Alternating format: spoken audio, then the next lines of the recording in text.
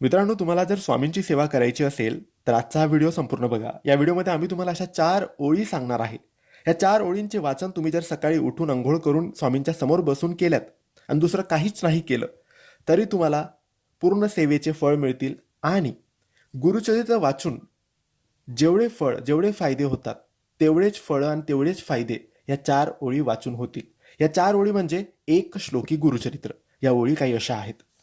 दत्ताचा अवतार झाला कलियुगी श्रीपाद पिठापुरी, त्यामागे दुसरा नृसिंह सरस्वती करंज ग्रामांतरी, तीर्थे हिंडतपातला भिलूवाडीची ये संगमा, तेथुनी मठ गानगापुरी वसेवारी दिनांचे श्रमा.